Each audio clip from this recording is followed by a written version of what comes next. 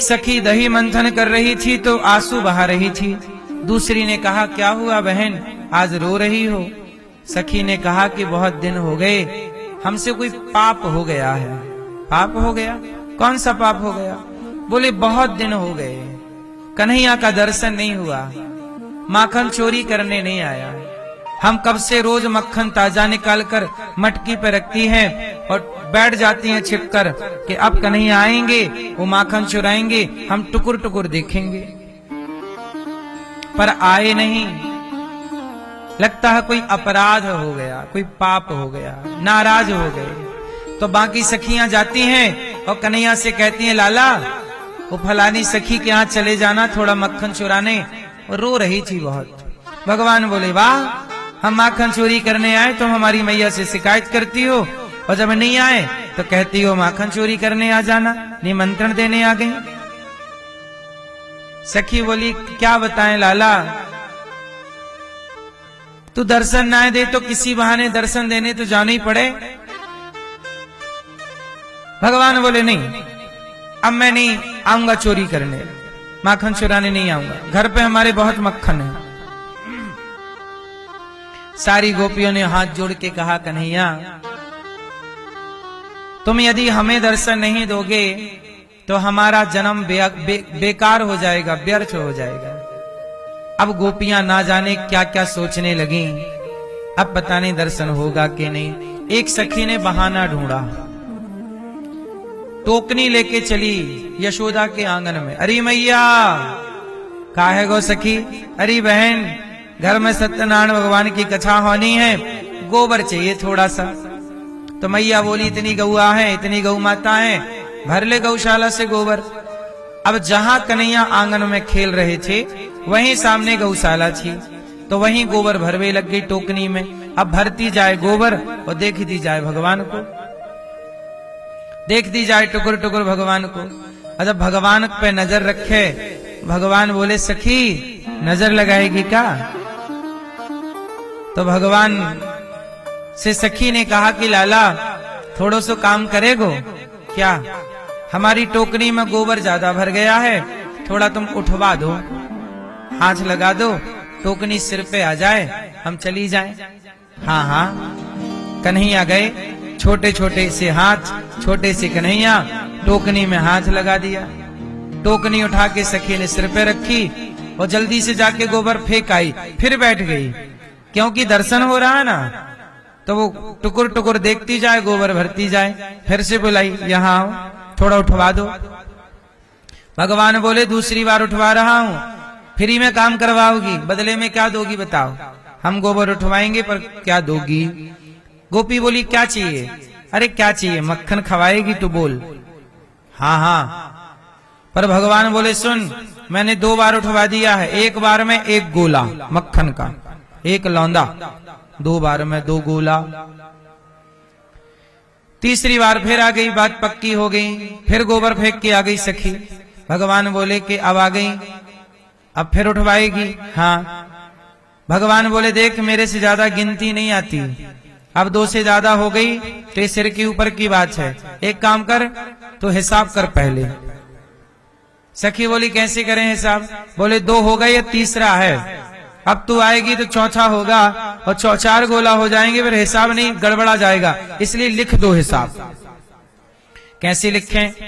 तो सखी बोली, अच्छा मैं तेरे गाल पे गोबर का टीका लगाती हूँ, 1 टीका लगाऊंगी तो 1 गोला, 2 टीका लगाऊंगी मतलब 2।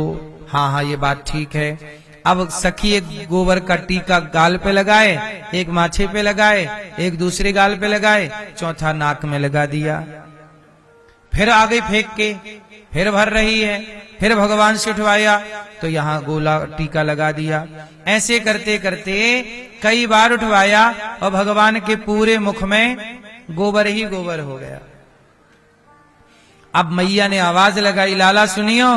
मैया के पास कन्हैया गए और जैसी गए तो मैया बोली, लाला तेने मुंह पे गोबर पोत राखे हो, ला तेरे मुंह साफ कर दूं, गोबर गणेश बन गयो। कन्हैया बोले, मैया गोबर मत साफ करियो। क्यों लाला? कन्हैया बोले, मैया पूरा हिसाब चौपट है जाएगो, पूरा हिसाब खत्म हो जाएगा। कौन सा हिसाब?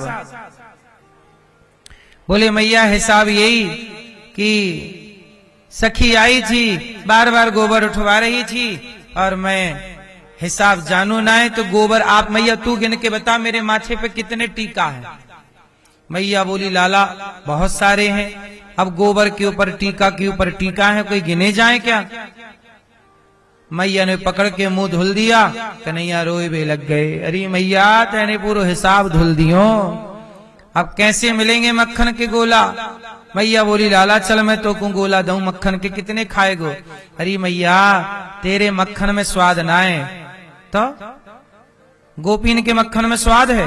अरे मैया वो मेहनत को मक्खन है, मैंने गोबर उठवायो है आपको, पसीना बहाए को मैया मैं यूं ही ना खाऊं, मेहनत को ही खाऊं। ये भगवान ऐसी बातें कर रहे हैं, ये भगवान का बाल चरित्र है। इस तरह भगवान गोपियों को सुख पहुंचाते हैं। ये गोपियां कौन हैं?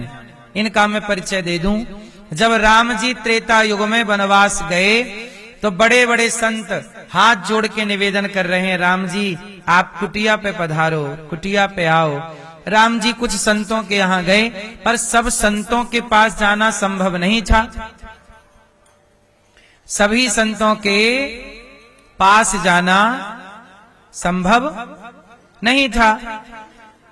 तब राम जी ने कहा कि देखो सभी संतों के पास मैं नहीं आ सकता, पर अगली बार मैं जब कृष्ण बन करके आऊंगा द्वापर में, तब आप सब गोपी बन करके आना और आप सबका भोग प्रसाद मक्खन का ग्रहण करूंगा और सबके पास जाके दर्शन देकर इस जन्म का ऋण अगले जन्म में चुकाऊंगा। तो ये जितने गोपियां हैं ये जन्म जन्म के साधु संत हैं जो भगवान को इस रूप में प्राप्त हैं। बात समझ में आई कि नहीं?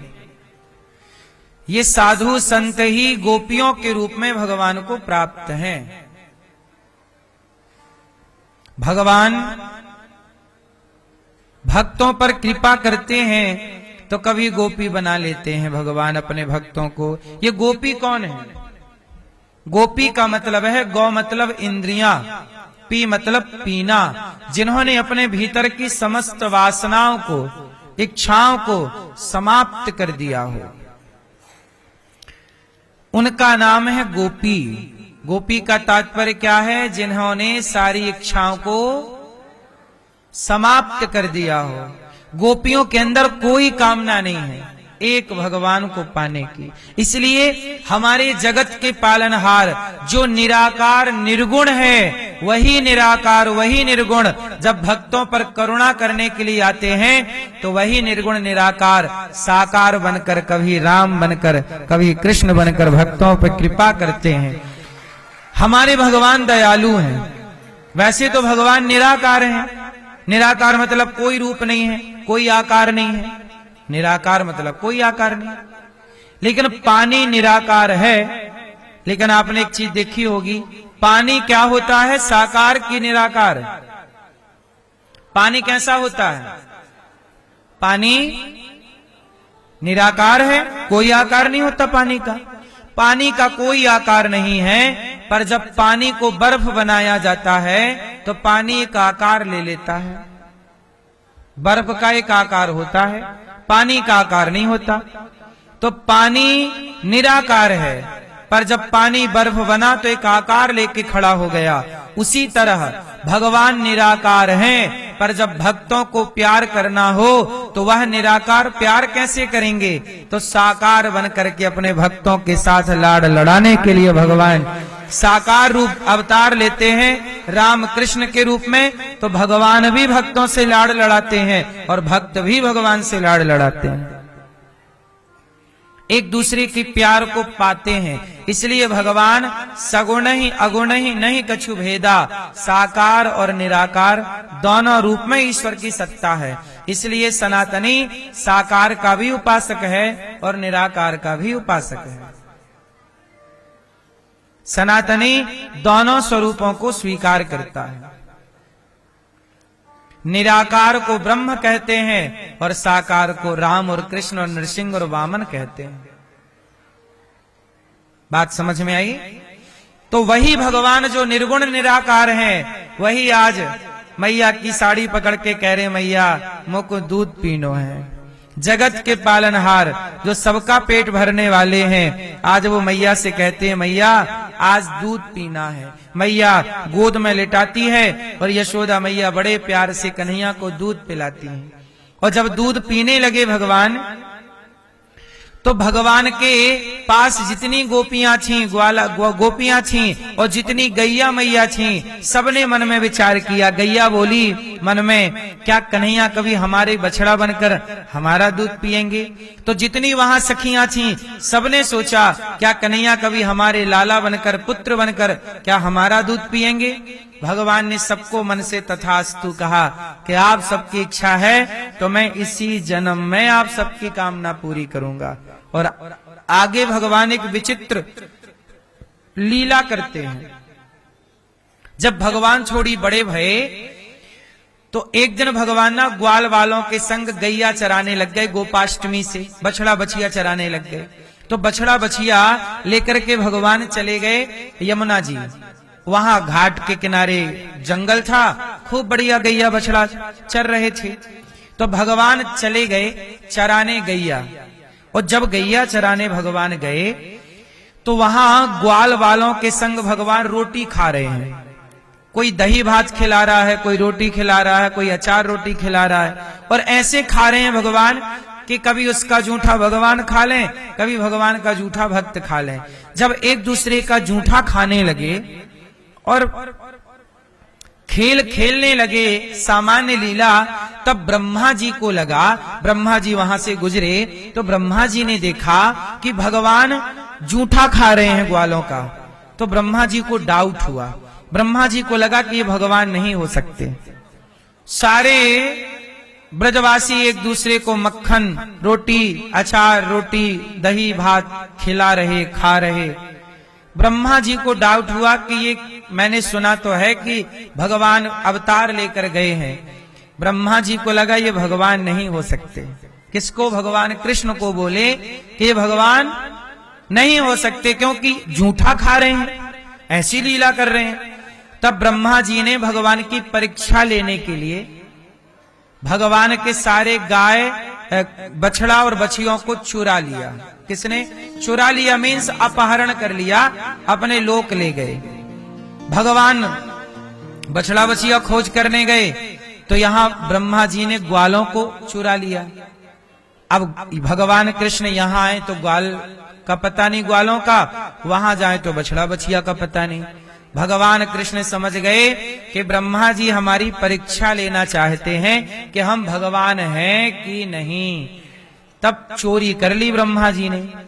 तब भगवान ने क्या किया? स्वयं को उतने ग्वाला बना लिए, एक भगवान अनेक रूप बना लिए। भगवान तो देखो, भगवान संकल्प ले लें तो एक से बहुत हो जाते हैं। भगवान सारे ग्वाला बन गए, ग्वाल बाल बन के, और बछड़े बछिया भी भगवान बन गए और लीला को चालू रखा। चूंकि गोपियों ने मन में कामना की ना कि क्या कृष्ण कभी हमारे बच्चे बनेंगे, हमारे दूध पिएंगे, तो सबकी कामना पूरी करने के लिए गायों के बछड़ा भी भगवान बन गए, बछिया भी भगवान बन गए, और जितने ग्वाला थे सबके रूप में भगवान ही अनेक रूप धारण करके बन गए। असली ग्वाल बाल और बछड़ा बछियों को ब्रह्मा जी ले गए। ये लीला 1 साल तक चली। 1 साल तक गायों के बछड़ा बछिया बन के भगवान ही दूध पीते रहे, सखियों के बेटा बन के भगवान ही दूध पीते रहे और सबको परम सुख देते रहे। भगवान इतने दयालु हैं कि आपके मन में ये कामना आ जाए, भाव जाग जाए कि क्या भगवान कभी मेरे पुत्र बनेंगे, तो भगवान पुत्र भी बन जाते हैं। भाई बनेंगे तो द्रौपदी के भाई बन गए, यशोदा के पुत्र बन गए। मित्र बनेंगे, अर्जुन के मित्र बन गए।